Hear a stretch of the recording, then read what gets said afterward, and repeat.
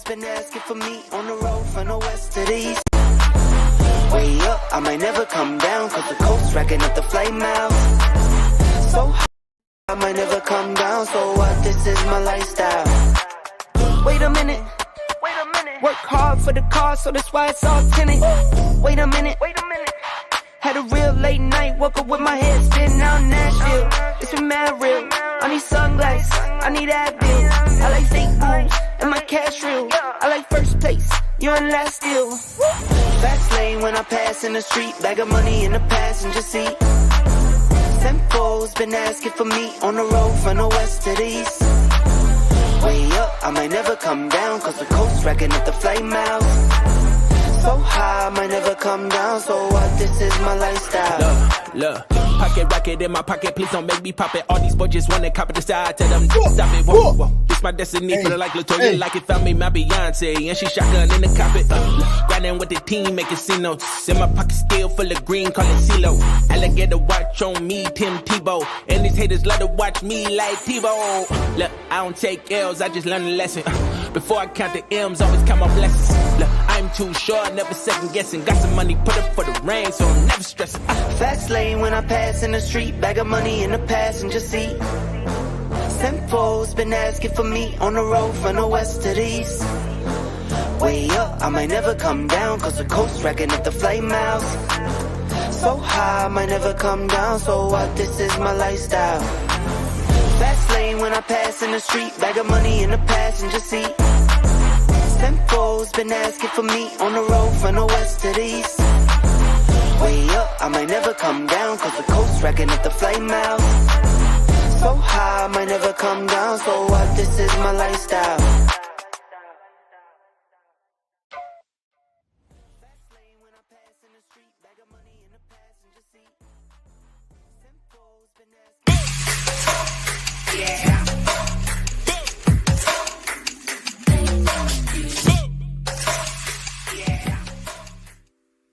Yo, what's happening, everybody? This is your boy, Earth Mac, the mad scientist. And it is your boy, the infamous Alvin. Hot damn, it's been a good week for wrestling. Man, bro, I'm only excited because women's wrestling, and I'm about to show my age. I'm 41. And guys like you and I, we've been following wrestling for years. Real quick. Shout out to your brother, man. I didn't get a chance to say this, but your brother dropped a lot of knowledge on me, man. Love him. He's frat.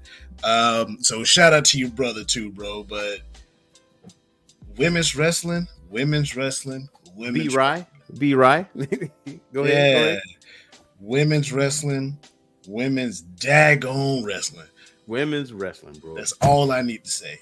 That's what we're gonna be talking about today, man. That's what we're gonna be talking about today. It's a women's wrestling, man, because women out here doing the thizzle, boy. They doing their thing out here, man. They putting on bangers, bro. After banger. That is what we doing, man. Like these women they didn't come to play. All right, they didn't come to play. They ain't come to look around. They ain't come to look around to check out the scenery, man. They ain't here for bathroom breaks. They ain't doing that. They ain't a bathroom break no more. They ain't doing none of that, man. So this show, Money in the Bank, says a lot. Says a lot, man. And we're gonna talk about Mariah May. We're gonna talk about Tony Storm. We're gonna talk about Iyo Sky. We're gonna talk about Utami, Julia, Saray. We're gonna talk about all those things, man, because like over this. Like from Wednesday all the way over to this weekend for Marigold, and I'm gonna actually touch on Stephanie Valkyr a little bit too, because you know some people out here is some people out here pump faking.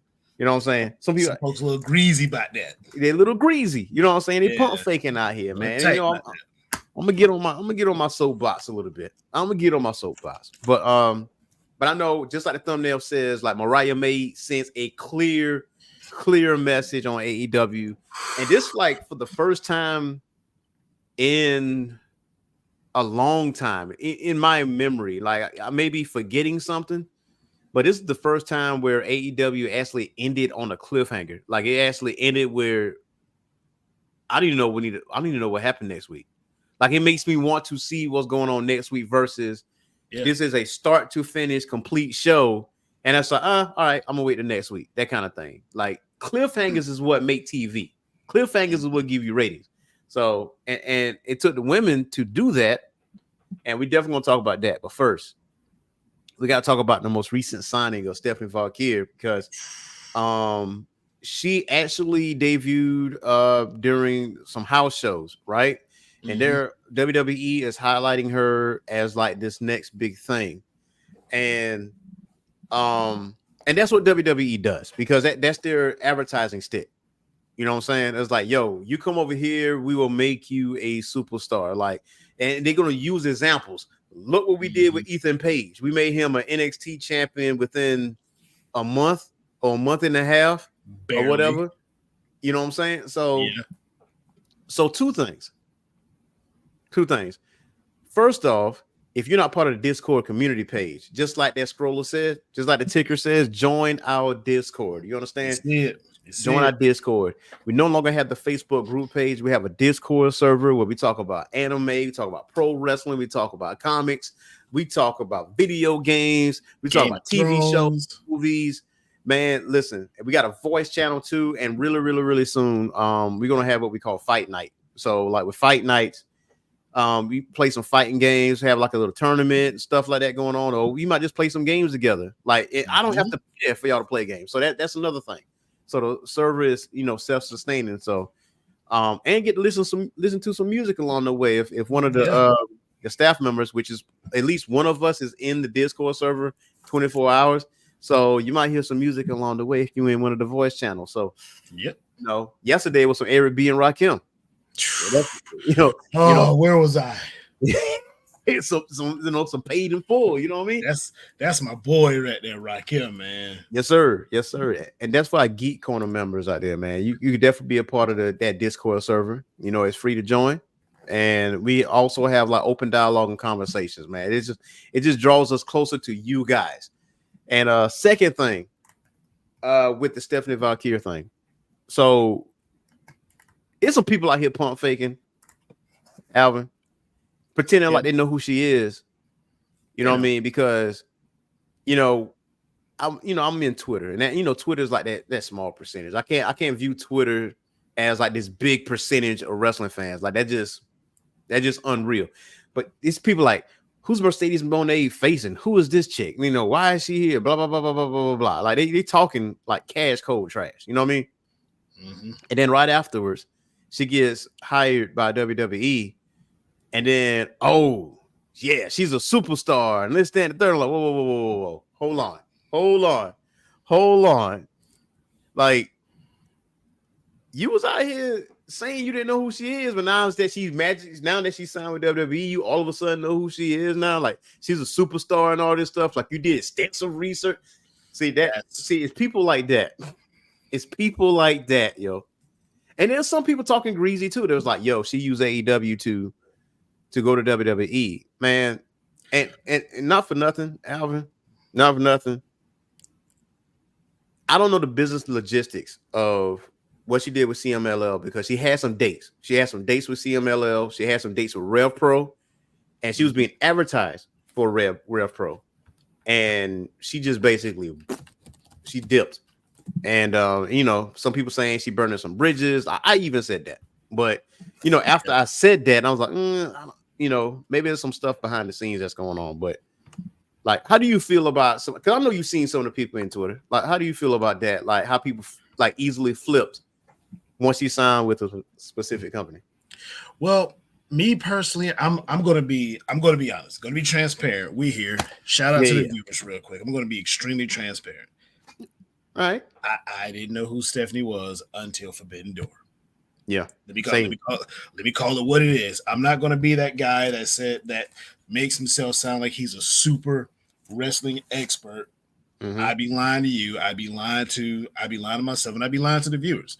So I'm going to come out and say, Stephanie Valkyrie, I didn't know who you were until Forbidden Door. Once I saw who she was and how that match with Mercedes Moné went, I'm sorry, I was entertained. Like that was for that to be a women's match like that. Well, you've got two champs. Two champs, one out of Mexico, one in AEW right here in the US, and that was a physical match. That was one of the better matches on there, and I kind of had a feeling Mercedes Moné was going to win. I had that feeling, and then next thing you know, she signs with WWE, and I've been looking at Twitter, X, whatever Elon Musk wants to call it. I've been looking at it, and some folks have been coming up with their own theories, saying, well, I don't know if it's theories, I don't know if it's right, I don't know if it's rumors, but of course, I feel as though she may have burned some bridges with AEW. Now, I definitely heard CMLL and AAA. I've definitely heard, and I've seen the articles. I have definitely heard they hot. Like they pissed. Like they real tight with this. Yeah, because she didn't drop the title on her last match. Like she wrestled Tessa Blanchard, if I'm not mistaken, and then she didn't drop the title. Because traditionally, if you leaving out, you drop the title to the next person, but that didn't happen. But then again, it's Tessa Blanchard, so and I've also heard New Japan kind of hot too. Like it's I've definitely heard, because like you said, there were dates set. Yeah, there were dates set, and some of those dates, if I'm right, included New Japan. So I've definitely heard they're hot, but at the same time, and matter of fact, bruh, an article just recently came out. Let me take a look at this timeline on this article real quick. Yeah, and while you looking at that, Mark Scott says, so what did she use AEW? Didn't Jade Cargill do the exact same thing? I wouldn't say she did the exact same thing, because they actually utilized Jade Cargill's career is funny in a way, because she tried out for WWE and they didn't want her. Like they didn't want her. And then when she went to AEW, she ended up being the undefeated first, an inaugural undefeated TBS champion. And now, we need to bring her over here. And so now we're going to make her a star. Like same thing go for Stephanie, because Stephanie tried out when she was early in age, and she acknowledged the fact that she was still green, but she didn't make it. But these are professional wrestlers that this is a business at the end of the day. Like you go for what you want, what the best offer is. Like by all intents and purposes, AEW technically got more money. Like they can throw money at you, but it's about what you want. So, and I think it's always was in the cards for Stephanie to go to WWE, because that's something she wanted to do since she was, how can I say this? She was equivalent to I lost my train of thought. But either way, like when she did the match at Forbidden Door, some people even said that she out wrestled Mercedes. Like, and I'm close to saying that. You know what I'm saying? I'm close to saying that. I was close to saying that as well. And she put the world on notice. But let's be clear though, WWE wasn't checking for Stephanie until after Forbidden Door. Like, and to be honest, you can almost say WWE turned that match with Mercedes at Forbidden Door. They turned that match into an audition tape. Yeah, and it unintentionally. Unintentionally became an audition tape. And in regards with Stephanie, based on an article, and this is Ringside News, apparently Shawn Michaels, and we know what Shawn's been doing, especially with the women. Shawn had already made her an offer while she was still dealing with AEW. Yeah, and I mean, she was contractually obligated. Yeah, she was contractually obligated. And Brian said New Japan has always been the equivalent of NWA and AWA overseas. I do agree with that, because New Japan has always been consistently sports centric. It's about, it was your athleticism first in that ring, and then your stories was second. Whereas the American style, which we're going to talk about that, because, Iyo Sky, like WWE allowed AJ Styles and Iyo Sky to go to Marigold to wrestle in Japan, which that has never been done under the Vince McMahon regime, which I'm gonna talk about that too, because I got my theories. But yeah, so we'll see what happened with Stephanie, because she's being treated like royalty. And all this is really an advertising tool to poach, which is business. Yeah, that's just what it is.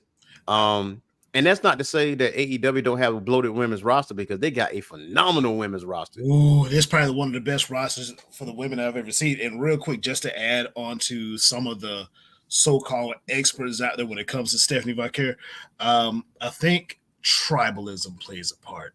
Because the tribalism between wrestling companies nowadays is probably as bad as it's been in recent memory. And if you love wrestling, appreciate what AEW is doing over there, and you appreciate what WWE. But I'm gonna say this: that WWE women's roster, that shit loaded. It's definitely. It's loaded. I mean, WWE just put together a faction of women that I kind of wanted about a year ago. I'm glad I got it now. Yeah. With Shayna and Sonya. I'm glad you said her name, because I always forget her name. I always have her face, but I forget her damn name, and I hate doing that because I always want to be respectful. I want to say somebody by their name so I can recognize them and give them their flowers. So you got Zoe Stark, which, to be honest, I was already a Zoe Stark fan, but to see the bump that she took off that ladder in the women's Money in the Bank match. Hey, Zoe Stark, if you ever see this, your boy's a fan. So, a big fan. Yeah, I'm a big fan of her. But I'm going to tell you right now, though, as far as the population of women that's in WWE, AEW have the equivalent of population as far as women is concerned. But I will say this, AEW has the one up in a specific category when it comes to women, and that's color.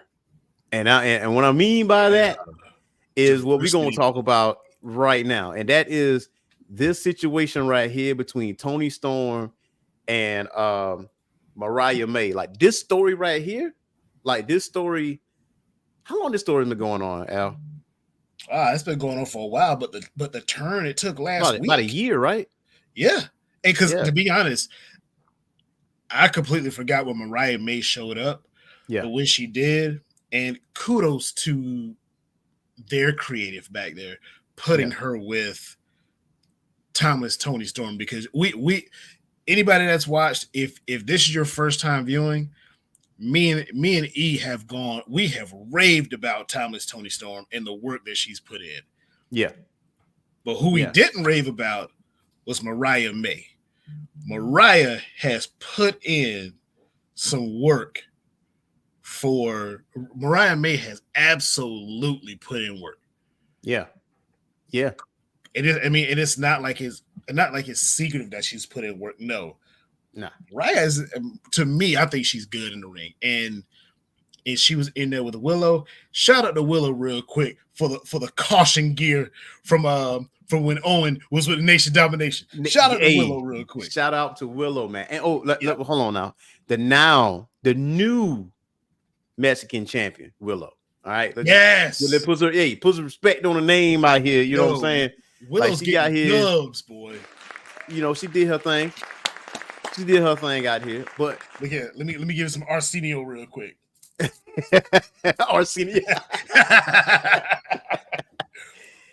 But man, so let's paint the picture here. Like the Owen Hart Cup, which is they had the women's bracket and they had the men's bracket. So the winner of the Owen Hart tournament get the trophy, the annual Owen Hart belt, and a chance to wrestle for the world championship at All In at Wembley Stadium in London.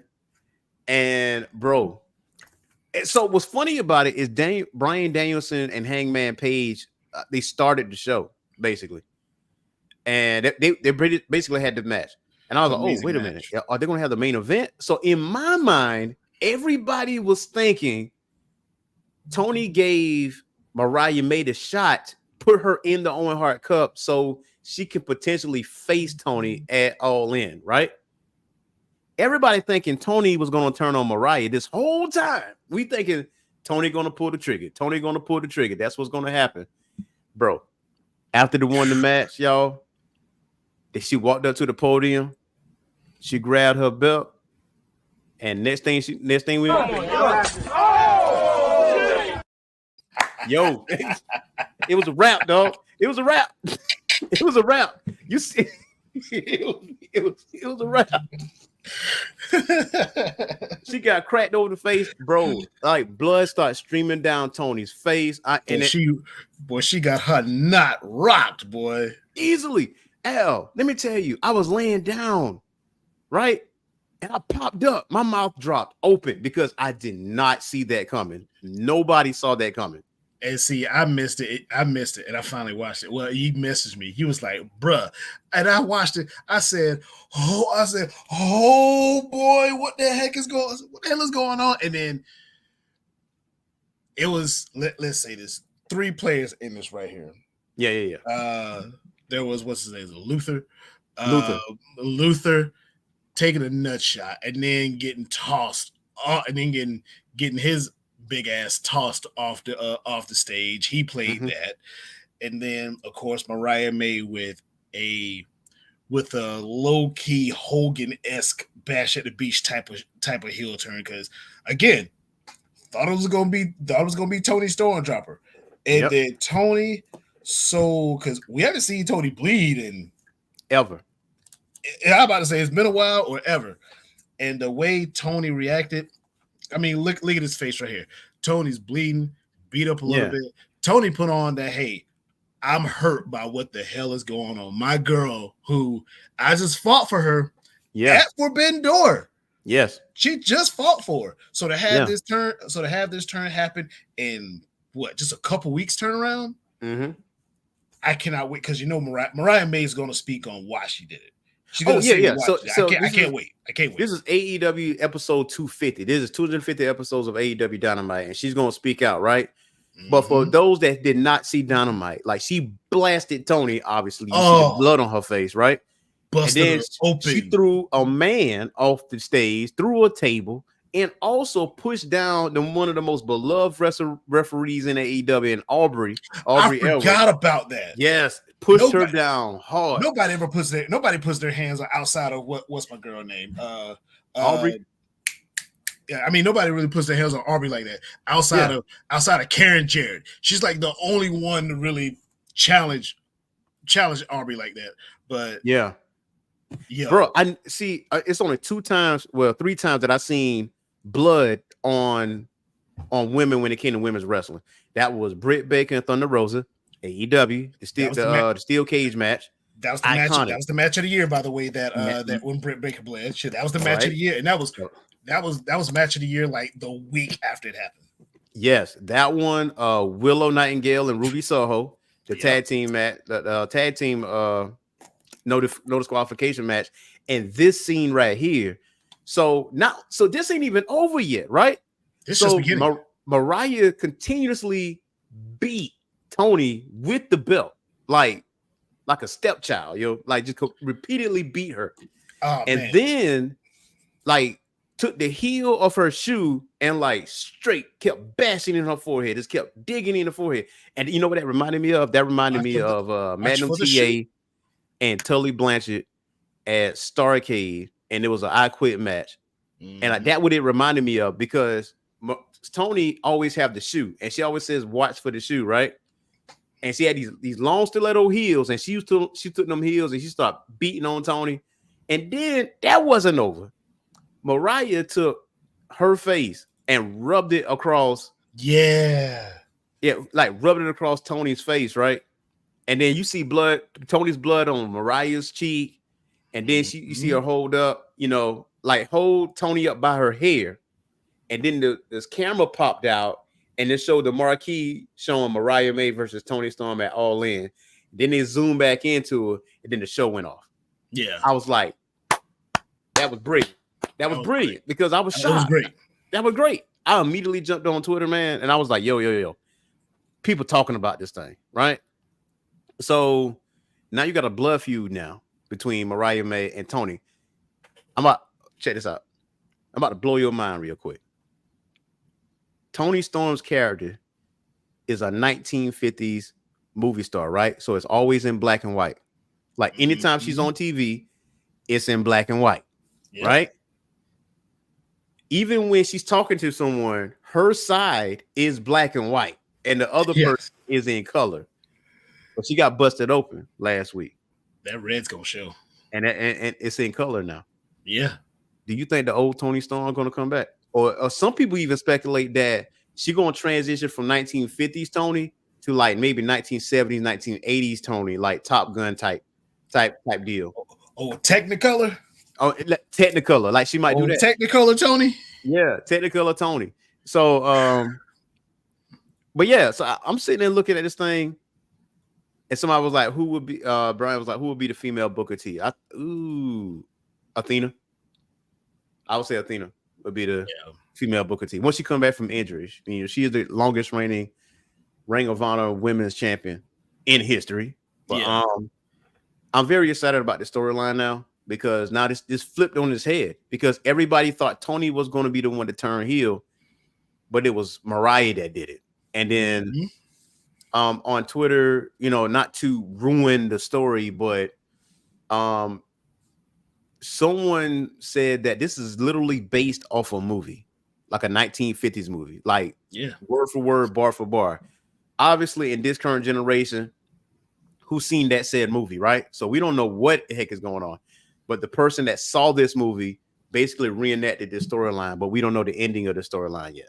So this is a year-long story, and this is long-term storytelling. Hey, ain't that was the main critique?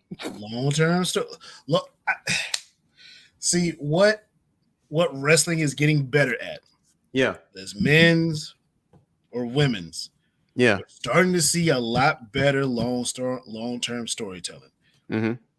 This Bloodline, Cody. I mean, we're seeing. Matter of fact, you can even take it back with Nia Jax. Remember when she busted up? Becky Lynch. She busted up Becky Lynch, and when she busted up Becky Lynch, she brought that up, and then she also brought the fact that she's like, Becky Lynch, you've never really beat me like that. Mm-hmm.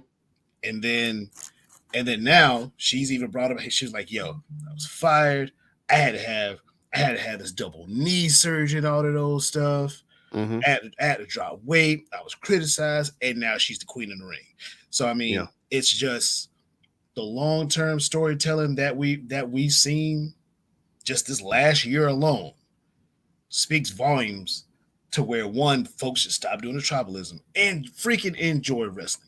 Yeah, because this storyline here is a year in the making. For sure.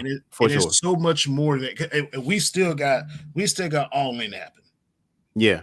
We still have that happen. Man, hey, bro. When I saw Toni, bro, she was like crying. She was crying. She was in pain. And I was like, wow. Like, she's like literally putting this thing on here, man. And I was like, dang, boy. Got his ass cooked. He got cooked. Hey, you didn't go down like that, huh? He got cooked. He got cooked. I was like, dang. I was like, no, Toni, no. But next thing we're gonna talk about is some WWE stuff, and that is Utami Hayashida versus Iyo Sky. Now, this is one of them situations where WWE is actually doing work. Those of you that watch professional wrestling like in depth, like the New Japan, AJPW, Stardom, and that Rossi used to be part of Stardom, but then he broke away from Stardom and he took some talent with him and he created Marigold. But with this creation of the company, he partnered up with Triple H and WWE, and now wrestlers can wrestle in other promotions a little bit outside of WWE. And this is what we got. We got Iyo Sky versus Utami, and we saw this over the weekend. What did you think about this match, Al? One, I'm a huge Iyo Sky fan, so I'm always going to pull for Iyo Sky. I mean, of course, you take a look at who's in this match. Uh-huh. you knew it was going to be physical. Yeah, you know it was going to be physical. I mean, I loved it. I mean, and again, any match with Iyo Sky, it's normally going to be, even when she went against Bailey, lost the title. Thought it was a dope match, and just to see these two go at it like they did, yeah, I enjoyed it.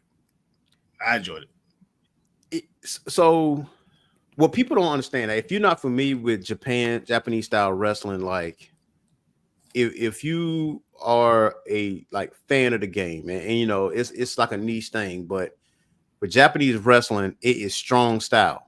Like you're gonna feel the bumps, you're gonna feel the slaps across your chest. So like there's no pulling of the punches when it comes to Japanese style wrestling. Like it's just not. You're gonna see something different. The crowd is gonna be different in Japan. Like in Japan, the crowd is quiet. Like because they're giving the match itself respect. Yeah. And then they cheer in certain spots, you know what I'm saying? And then they you might hear him moan and groan or something like that, but you don't see him like going just buck wild crazy because they're trying to focus on this match because this is a sports situation. We need to know who is the best, and they're gonna give us our Brian said it a bit, Nick Botwinkle S type wrestler. Yeah. Yeah. Easily. You know what I'm saying? So it's like one of those situations where it's physical style. So Iyo, in her post conference, she stated, she was like, she brought out the old me because I couldn't wrestle her in the WWE style. I had to wrestle in the Japanese style. And that's the only way I could beat Utami. And boy, they was going at it, bro. They was going at it, man. They squabbling out there now. Yeah.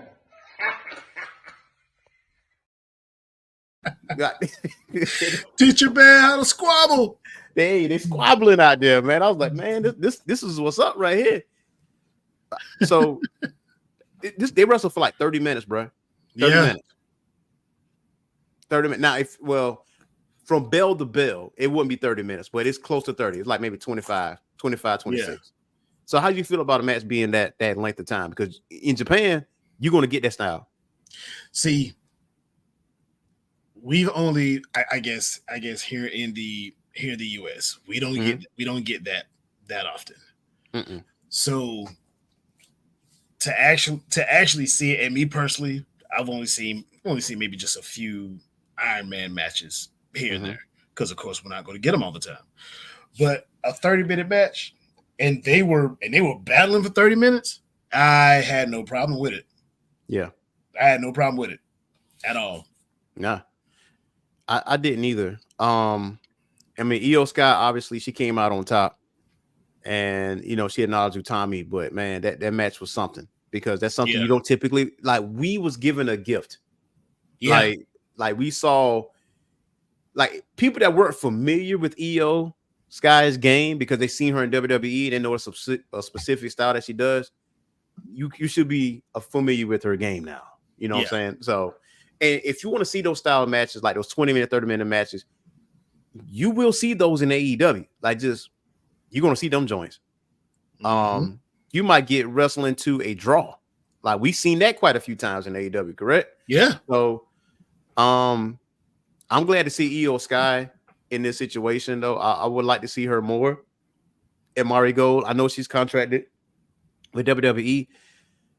Here's my thing though about WWE, because some people are saying that they're doing the exact same thing AEW doing. They're similar, yes. Yeah. But, and it like, let me know if you agree with this or not. So AEW has been partnered up with TNA before. I don't think that was the best relationship. I feel like they should have done a lot more with them. CMLL with Mexico, AAA, New Japan every year with Forbidden Door, and Rev Pro. They've done some things with Rev Pro, and I think they've done some work with GCW too. NWA as well. Matter of fact, WWE, they just now dipped their toe into this. You know, they want to work with New Japan at some point. They work with Noah, hence AJ Styles going over to Japan and wrestling, which was a great match, by the way. Like, if y'all ain't seen that AJ Styles match at Noah, and don't forget the Good Brothers, they've gone to Japan. Yeah, they went to Japan within like the last few months here and there. So I mean, WWE, yeah, they're just literally dipping the toe in it, and they're doing it. They're doing it the right way. They're not opening the floodgates. And if you can tell, they've sent folks over there. Iyo, AJ, the Good Brothers.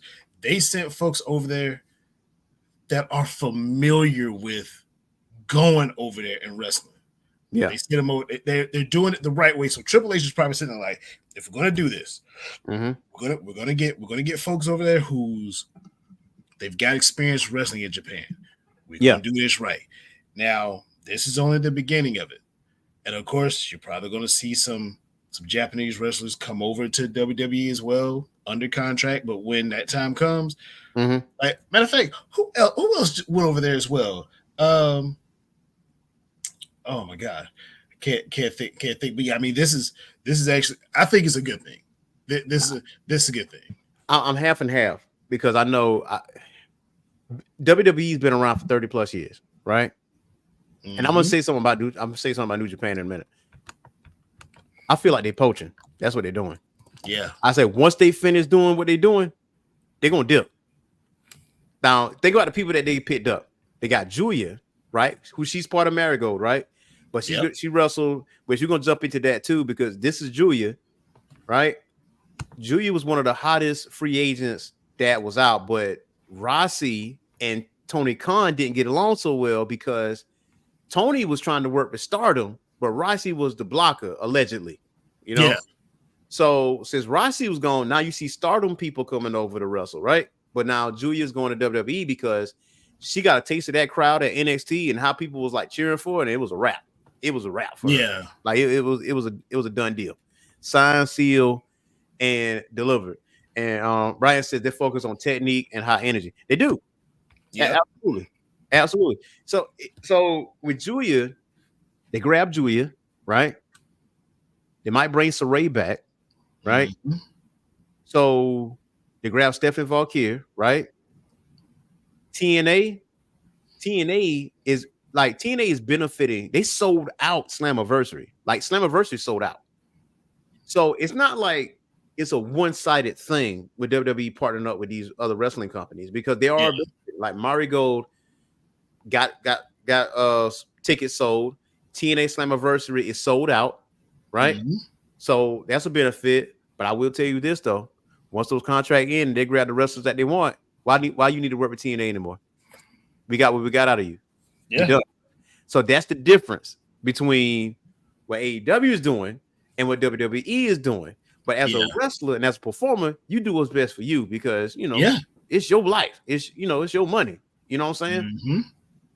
So that's the difference. AEW has a long-standing partnership with other wrestling companies where they have a pay-per-view dedicated for cross promotion. Yeah. You know what I'm saying? Also, if they grab a wrestler or they hire a wrestler from that other company and they're no longer with that other company, they still see those wrestlers again because they do the cross promotion thing. So it's not like we took this wrestler from you can no longer use them. Hell, Konosuke Takeshita, he's in the G1 Climax. He's in the tournament. They say, hey, here's Konosuke. Do what you will. Do what you want with him. Yeah. So he's in New Japan doing this thing. Well, like in a couple of days. And one of my dreams, Al, I'm not even gonna hold you, bro. One of my dreams, my brother took me to Starrcade 93, right? Yeah. And I'm a little partial to Starrcade 93 because that was very special to me because his guy was Ric Flair, my guy was Sting. Even though they wasn't facing each other, it was something that we both grew up on. Like we grew up on WCW and the Southern style wrestling outside of WWF, even though we watched both, but we was more partial. Yeah. My dream, my goal is to take him to the Tokyo Dome. Ooh. For Wrestle Kingdom, man, in January. That's what I really want to do. Like I really want to go to the Tokyo Dome, man. Like to see some stuff go down, just to sit out there with the Japanese, because they're gonna be some American wrestlers there too as well. But just to experience that side of wrestling, because we went to AEW show together, we went to Dynamite together. Yeah. We stayed behind for Rampage. We watched some. There were some dark matches that we saw. You know what I mean? Mm-hmm. But, bro, man, New Japan and Al, you already know, we all brothers in this. Yep. You could, hey, you slide to Tokyo Dome too. You know what I mean? You know what I'm saying? Yeah. And it finally came to me. I hate that I had to look it up. Shinsuke Nakamura has gone back to Japan since he's been with WWE. I think he did earlier this year. He went back over there to wrestle. I'm not sure if he's still in the contract with WWE, which he should be. He is. But he went back to do an event just a few months ago, if I'm right. So with the Great Muta. Yeah. So I mean, Great Muta. So I mean, I think WWE taking their time. I think it's best. I think it's best for them because this is brand new to them. But at the same time, like you said, AEW they have a whole pay-per-view for and also somebody from New Japan could very well show up on AEW on Dynamite the very next week if they wanted. Yeah, if they want to. Matter of fact, Tomohiro Ishii, they got him for the whole summer. I read that they have Ishii for the whole summer. Like Japan, like, hey, we can give it Ishii. They're like, bet. Tony's like, here's Takeshita. Put him in the G1 put him in the G1 climax. Like, you see the partnership, you know what I'm saying? So that's the difference. Also, we getting off topic, but like Julia. So Julia and Saray was the main event. Yeah. Right? For Marigold. And this was a clinic too, man. This was it too. When I saw them go at it, and they had them tables. Man, I was eating it. They was going at it, man. They was going at it. How do you feel about this main event? To be honest, I didn't get a chance to catch this like I wanted to. I didn't get a chance to catch this like I wanted to. I looked at the highlights. And just based on the highlights, women shouldn't get down like that. Oh yeah, for sure. For sure. Women shouldn't get down like that. Hey, they get down. They put everybody on notice, man. Like, listen. Ryan said, notice who has been around longer. All organizations keep trying to partner with New Japan. New Japan was around, in the 1970s. That's absolutely true. I mean, a lot of people don't realize Hogan did a match in Japan, and the way he wrestled in Japan was vastly different than in America. He was wrestling ground and pound stuff. Like, I was seeing him doing holds, like moving and shaking. I was like, yo, this ain't the Hogan I know. And we got none of that over here. And he did none of that over there. It's like, American style is different. So, and the thing is about, you will want, like with this match right here, this was a hard-hitting style. Julia pretty much passed the torch to Saray. Saray has 2 belts on it. So she's the Marigold champion, and that, that's the pick of her. And Saray was in NXT at one point, then she went back to Marigold. So Julia is really finishing up her dates, and she's gonna be in NXT soon. So you got Julia, you got Stephanie Valkyrie, Roxanne Perez got a target on her back, dog. These, like, it's 3 women. There's one woman named I forgot, but all of them are strong style wrestlers. They're gonna eat that girl lunch, boy. Roxanne Perez is done. She's cooked. Yeah, she's done. She's done out here, man. So once Julia comes to NXT, Stephanie Valkyrie comes to NXT, it's gonna be unprecedented stuff, man. But as far as Saray being the double champion, I really do like that. I'm gonna actually watch some of Marigold matches. I have no beef with Rossi. TK does, but I don't. I like Japanese wrestling, bro. I'm gonna watch that. Like, it is what it is, man. But so I know with the WWE, I know there's a plan in place. Oh yeah, I know there's a plan in place. Always. Now, as far as AEW, rumors has been circling that next year, 2025, that they are planning a major event in Dallas, Texas, quite possibly one or 2 places, at AT&T Arena where Dallas Cowboys play, or the I forgot the name of the baseball field in Dallas, but where the Dallas Stars play. So not Dallas Stars. Is it Dallas Stars? Texas Rangers. They are the Texas Rangers. So one of those two places. My thought was they was going to do double or nothing Texas Hold'em because that makes sense. But it also what's going on, Al, is they're doing a residency in Texas, right? You know, leading up to All in London. So they got a series of wrestling events like Dynamite, Collision, Ring of Honor, Rampage around Arlington, Dallas area. Wow. And they're staying there they're staying there for a few weeks. I bet you they got a package you can buy for that. Oh, easily.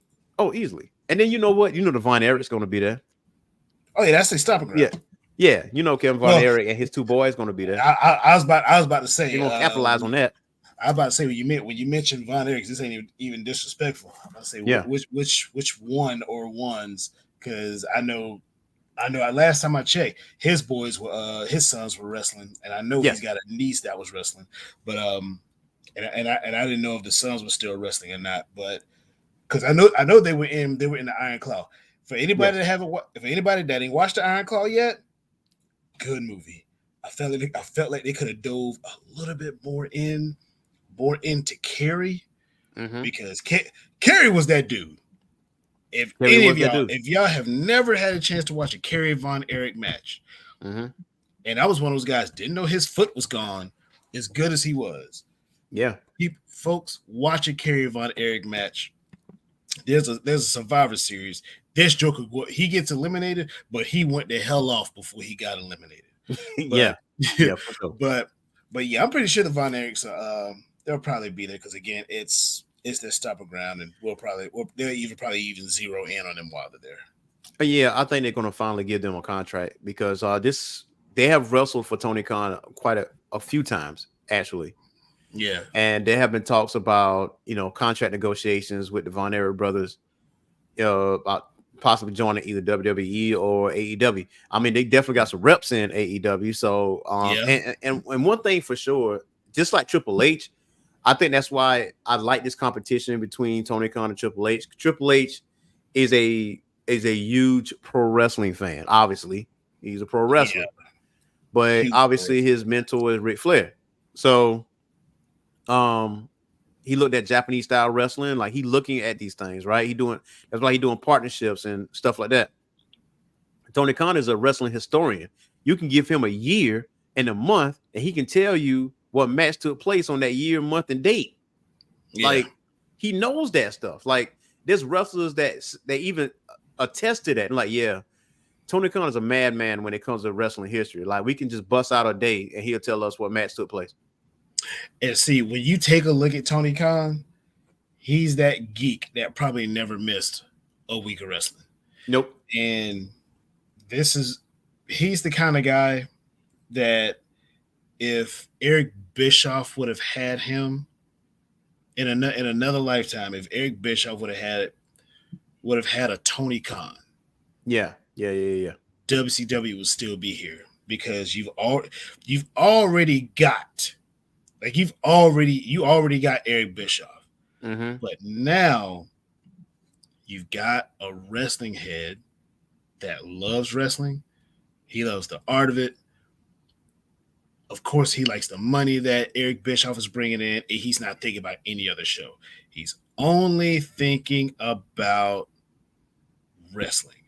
And WCW didn't have that. It was too many bottom lines. It was too many guys trying to get rid of the show as it was being successful.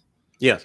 If Eric Bischoff would have had himself a Tony Khan, especially during all those months where WCW was beating up on Vince. Yeah. That little streak probably would have extended even longer than it did.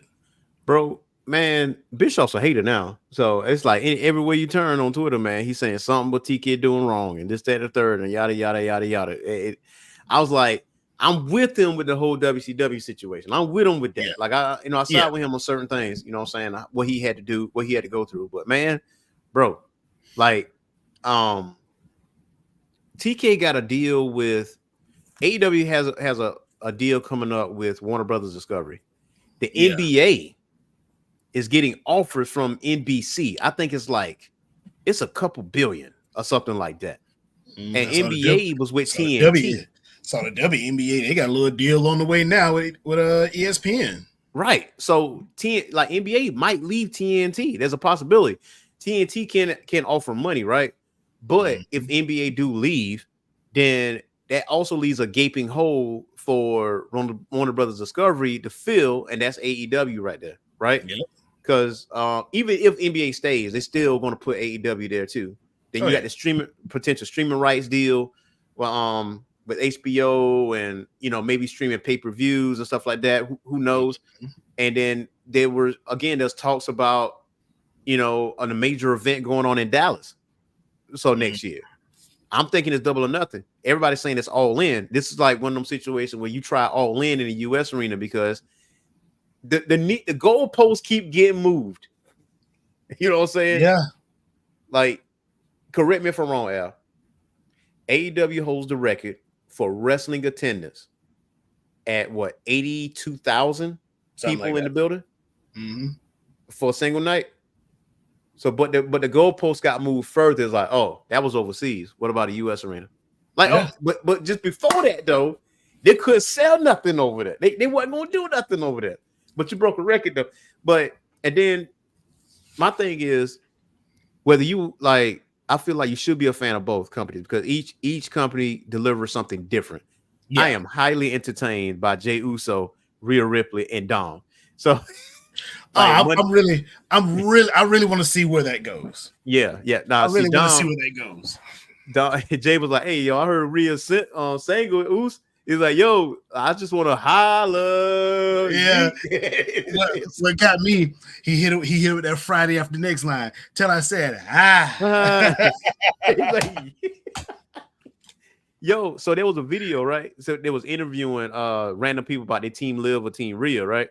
Yeah. And chick asked Rhea, like, "Hey, you got Jey Uso's number?" And she was like, "Yeet." And then she left. She got off the. That was her face. That was her face. I was like, "Oh, this is about to be into another storyline right here." Yeah, that was keeping me vested there. You know what I'm saying? That Braun Breaker, Ilya Dragunov, like that got me with WWE. AEW is the wrestling aspect of it because that reminds me of NWA, New Japan, but they're also sprinkling entertainment on top of it. Yeah. You know what I'm saying? So that's kind of like a perfect blend for me. So I like both companies. And you already know, me and you both, we watching some New Japan. That's what we're doing. You know what I mean? Just like tonight. Tonight is AEW 250, which is the 250th episode of AEW. So those of you who have never seen AEW Dynamite, go on Wednesday nights, tonight, 8 p.m. Eastern time on TBS, East TBS, and check out some AEW 250. And they got some banging matches. Now, if Brian's still in the chat, I would say pay attention to MJF. MJF is what old wrestler he reminds you of, Al, as far as his heel tactics?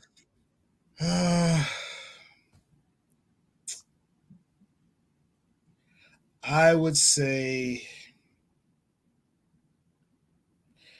there's a little bit of Triple H in it. I'm thinking a little bit older.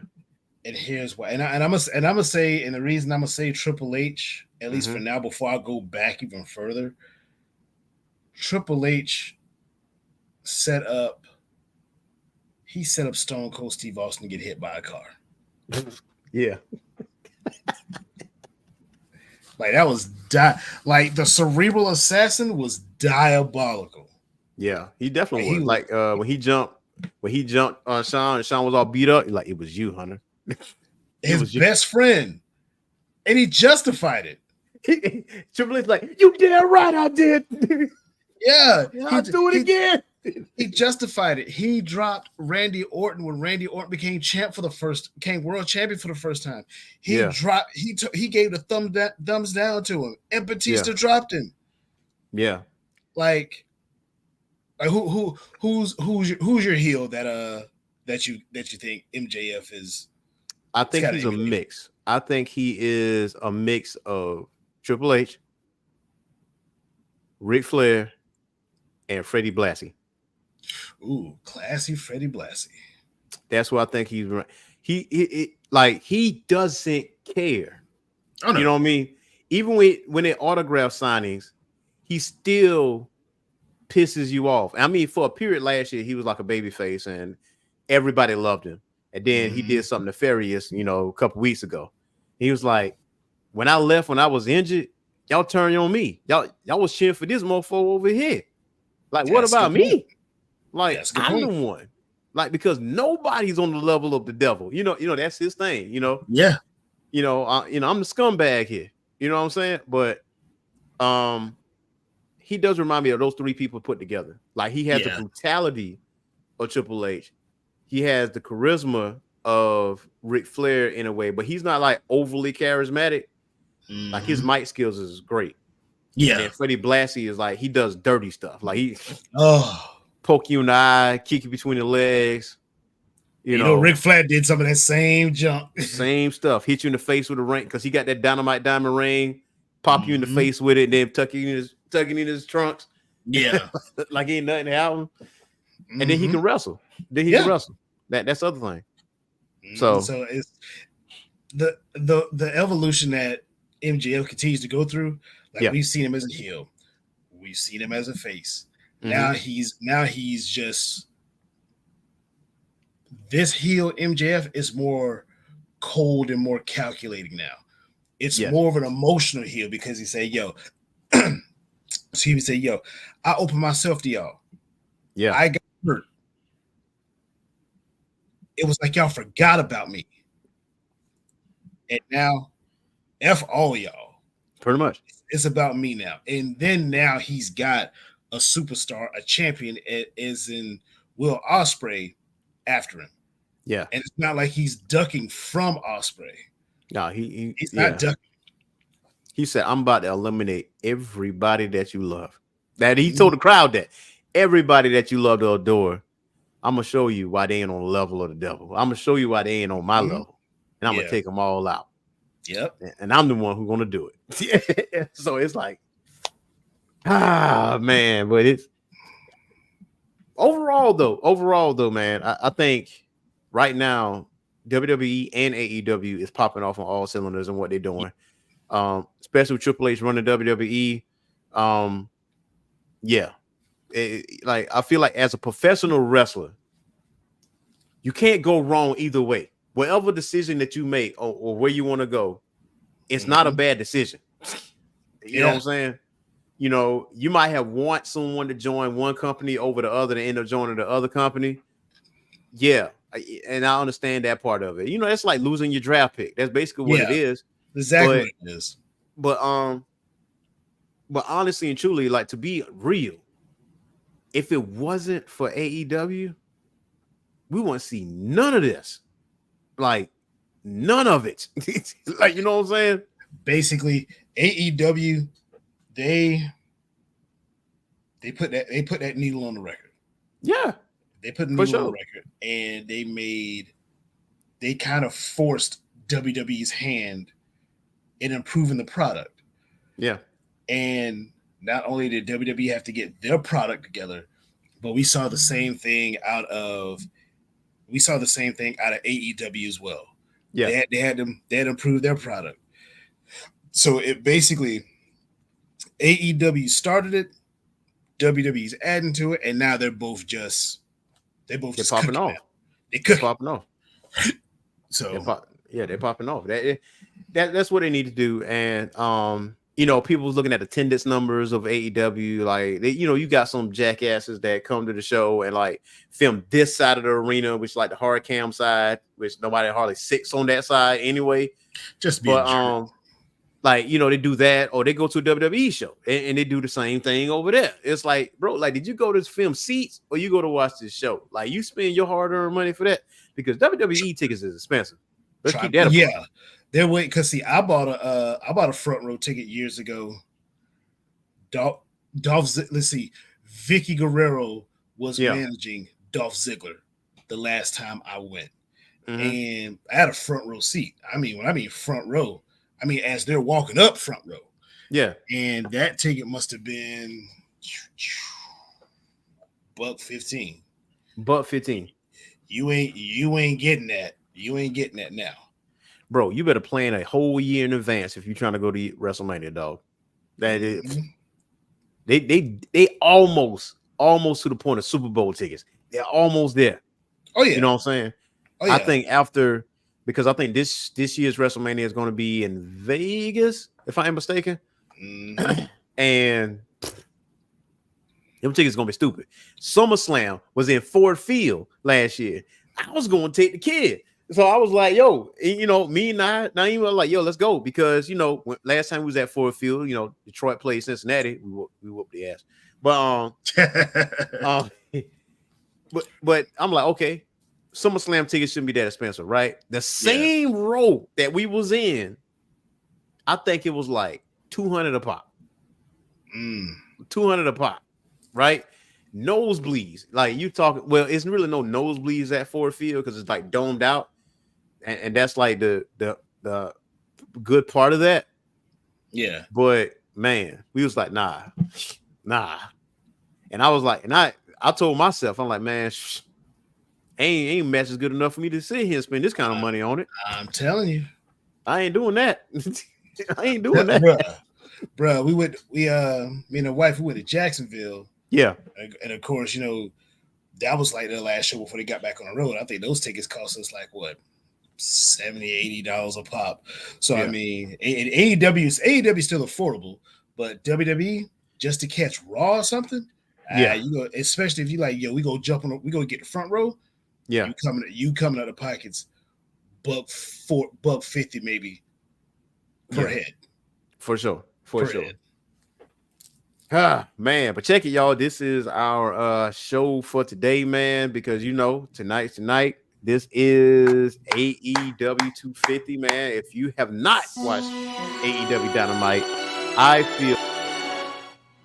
feel like this is gonna be the show to watch. So if you are listening to the show, go check out AEW Dynamite right now. It's on TBS right now, 8 to 10. Go check out those. Got the storylines, man. And I feel like, so if I was gonna, because I know my brother, he don't watch wrestling as much as I do, not these days. But AEW is, I feel like it's right up his alley. I feel like AEW will put him back into wrestling again. It won't be WWE. I think he passed that, but I think AEW is gonna put him back. WWE is too much. I think WWE might be a little bit too much flash, a little bit too much glamour for him. But AEW, I can see your bro watching AEW nonstop once he got started. Because I was like that, and I'm still somewhat like that. I don't like to miss wrestling.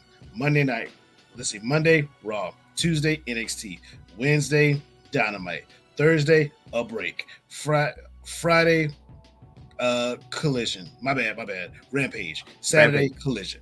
So I mean, see, that's the thing. See, I love the fact. I know some people hate it on a business standpoint. It's not business savvy to have a wrestling show on a Saturday, a weekly wrestling show on a Saturday. Yeah, but especially these days. But I love the fact that Collision is on Saturday nights. AEW Collision that's on TNT. It's at 8 p.m. And I'm like, man, this is Saturday night. I get to watch some wrestling. But you know, it's WCW Saturday night. Exactly. That was exactly what it reminds me of, right? That came on at about 7. Yep, 05. 705 or 705 or something like that. 705. What it was with TBS and at 05s. But everything was at 05. It was never on time.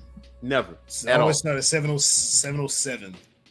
707, man. But check, we got another show tomorrow at 8 p.m. Eastern Time. Myself, Boogie Blends, where we're talking about Captain America: Brave New World, that trailer, which was dope. Amazing. Yes, we're gonna be talking about trailer. The Boys from last week, because the season finale of The Boys is tomorrow. Actually, we won't be spoiling that episode, but and the top 10 N64 games, for us, and that's what we're gonna be talking about. And then if you're not part of the Patreon, sign up for our Patreon, and you are guaranteed every other month our magazine, and also, you know, you might get a special show with myself, Alvin Staley, you know what I'm saying, Vivo and Boogie Blends, and we might shout out to Vivo. Yeah, shout out to Vivo celebrating her birthday, stuff like that. So, and I want to give a quick shout out to my man, my main man, my big dog, Eamon Javante DeQuarius Targaryen, the one-eyed hit man. The one-eyed hitter.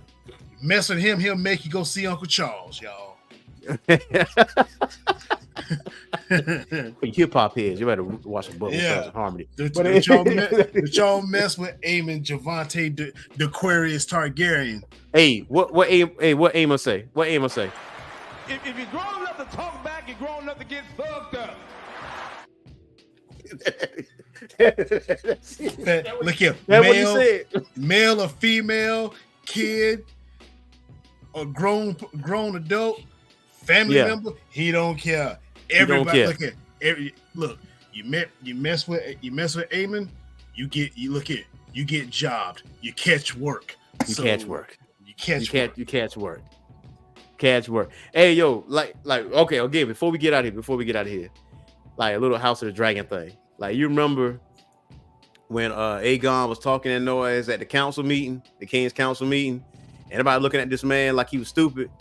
Aemon, he was speaking in High Valyrian, knowing his little brother didn't know that joint. Knowing for well he didn't know that joint.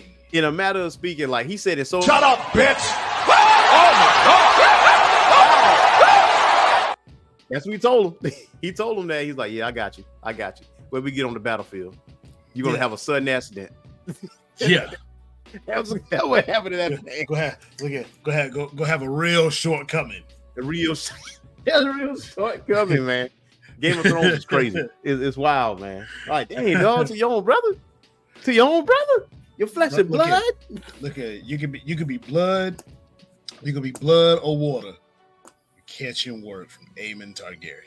Hey, man, there's another venue where brothers ain't safe is pro wrestling, bro. Owen and Brett, Matt and Jeff. It has happened so many times. Look at Aemon and Aegon went from Brett and Owen to Tom and Jerry real quick. Yes, easily. But check it. That's our show for today, man. Tomorrow, 7 p.m.